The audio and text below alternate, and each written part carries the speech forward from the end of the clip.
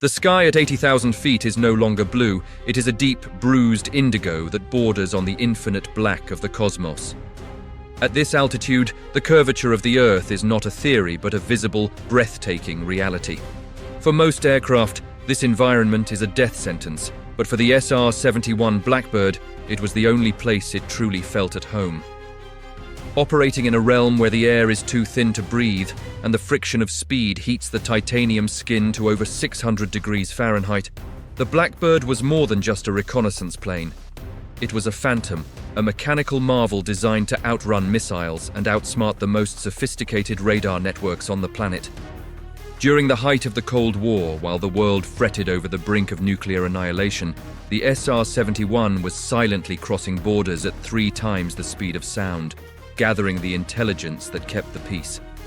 These were the secret missions that stayed off the radar for decades, conducted by a small fraternity of pilots who flew faster than a .30-06 rifle bullet. If you find the clandestine world of Cold War espionage and record-breaking aviation fascinating, make sure to subscribe to the channel and hit the like button to help us bring you more untold stories from the edge of the atmosphere.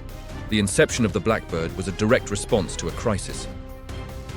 After the shoot-down of Francis Gary Powers in his U-2 spy plane over the Soviet Union in 1960, the United States realized that altitude alone was no longer a shield. They needed speed. Extreme, unprecedented speed. The legendary Clarence Kelly Johnson and his team at Lockheed's Skunk Works began a project so secret that even the titanium used to build it had to be covertly sourced from the Soviet Union itself, the very adversary the plane was designed to watch. The result was a craft that leaked fuel on the runway because its panels only sealed tight once the heat of Mach 3 expansion took hold. The SR-71 was a beast of contradictions, a leaking, temperamental machine on the ground that transformed into the most elegant and untouchable predator in the sky. The secret missions of the Blackbird were rarely about simple photography. They were about ALINT and SIGINT, electronic and signals intelligence.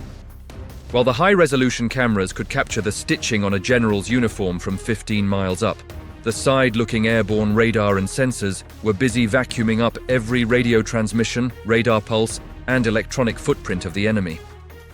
One of the most critical and dangerous theaters for these missions was the Murmansk Run. Soviet North Fleet bases were tucked away in the Arctic Circle, guarded by layers of surface-to-air missiles and interceptors. The Blackbird would scream across the Barents Sea, intentionally tickling the Soviet radar. As the Soviet commanders panicked and activated their tracking systems, the SR-71 sensors would record the frequencies and locations of these defenses. By the time the Soviet MiG-25 interceptors could even scramble to reach its altitude, the Blackbird was already hundreds of miles away, leaving nothing but a sonic boom and a frustrated radar operator in its wake. Another deeply classified chapter involved the monitoring of nuclear tests. When the US intelligence community suspected a rogue nation or a superpower was preparing an underground blast, the Blackbird was the first responder. Because it could traverse entire continents in a matter of minutes, it provided a real-time look at launch sites and test facilities that satellites, with their fixed orbits, often missed. In Southeast Asia, during the Vietnam War, the SR-71 flew hundreds of missions under the call sign Giant Scale. These flights were essential for identifying surface-to-air missile sites that were targeting American bombers. Despite being fired upon by over 800 North Vietnamese missiles throughout the conflict, not a single SR-71 was ever hit. The pilot's standard operating procedure for a missile launch was deceptively simple: accelerate. The Blackbird would simply outpace the explosion, leaving the missile to detonate in the empty air of its wake. The psychological impact of these missions was a weapon in itself. During the Yom Kippur War in 1973, the SR-71 flew missions over the Sinai Peninsula that were so fast and so high that neither the Egyptians nor the Israelis could do anything but watch the blips on their screens. The intelligence gathered, showing the exact positions of tanks and supply lines, was instrumental in diplomatic negotiations. The message to the world was clear. The United States could see anything, anywhere, at any time, and there wasn't a weapon on Earth that could stop them. But behind the glory was a grueling reality for the crews. Wearing full-pressure suits identical to those of astronauts, pilots endured 10-hour missions where a single mechanical failure or a slight slip in navigation could mean a catastrophic breakup of the airframe. The Blackbird didn't just fly, it survived the environment it created. As the Cold War reached its simmering peak in the 1980s, the SR-71 Blackbird moved from being a tactical asset to a strategic ghost. The missions became increasingly daring, often skirting the very edges of territorial waters to provoke a response from Soviet and Chinese defenses. One of the most highly classified chapters of the Blackbird's career involved the monitoring of the Soviet Union's Typhoon-class submarines, the largest undersea vessels ever built. These behemoths were hidden in the fjords of the Kola Peninsula, and the United States needed to know exactly when they were putting to sea. The SR-71 would execute high-speed loops over the Barents Sea, snapping high-resolution imagery that could identify the specific hull numbers of submarines from 80,000 feet. The Soviets were so infuriated by these overflights that they developed the MiG-31 Foxhound specifically to intercept the Blackbird. Yet even with their most advanced missiles, they could never quite close the gap before the Blackbird engaged its afterburners and vanished into the stratosphere. If you find this look into the secret world of Mach 3 espionage gripping, be sure to subscribe to the channel and hit the like button so you never miss another deep dive into the shadows of military history.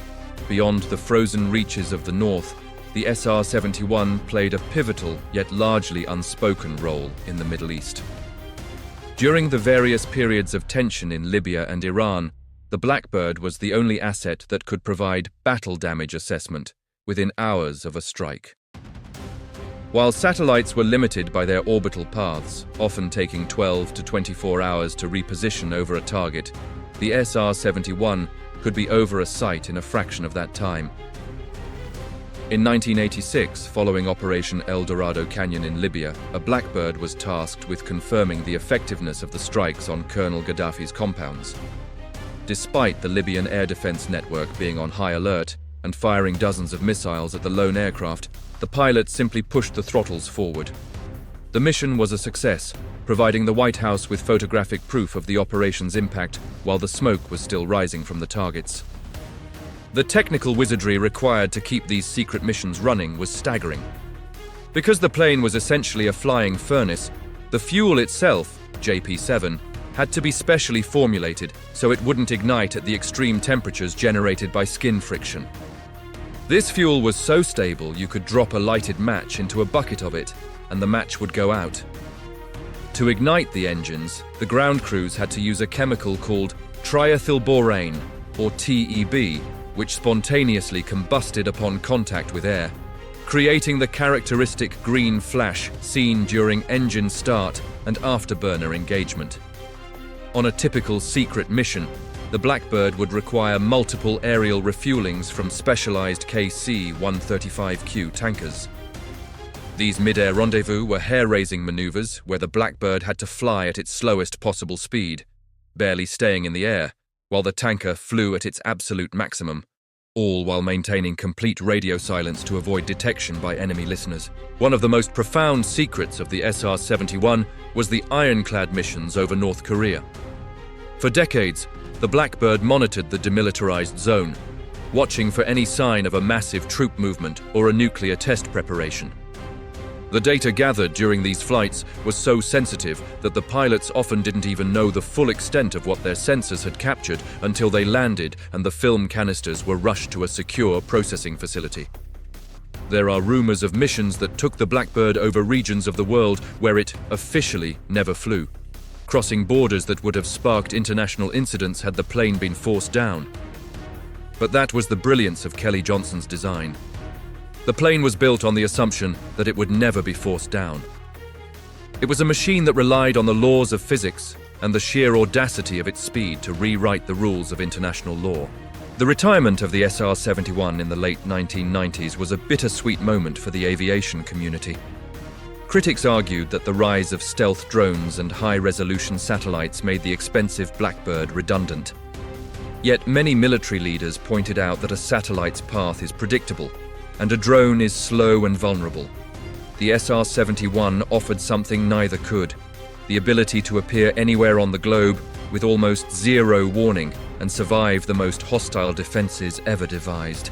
It was a tool of surgical intelligence that hasn't truly been replaced. To this day, the records for speed and altitude set by the Blackbird remain unbroken by any air-breathing manned aircraft. It exists now in museums as a reminder of an era when the impossible was achieved with slide rules and titanium. The secret missions of the Blackbird didn't just win battles, they prevented them. By providing clear, undeniable evidence of an adversary's capabilities and intentions, the SR-71 allowed leaders to make decisions based on facts rather than fear. It was the ultimate truth seeker in an age of propaganda and shadows. As we look toward the future of hypersonic flight and the next generation of secret reconnaissance, the SR-71 Blackbird stands as the gold standard, a ghost in the machinery that proved for 32 years that nothing is unreachable if you fly fast enough. Thank you for exploring the edge of space and the secrets of the Blackbird with us.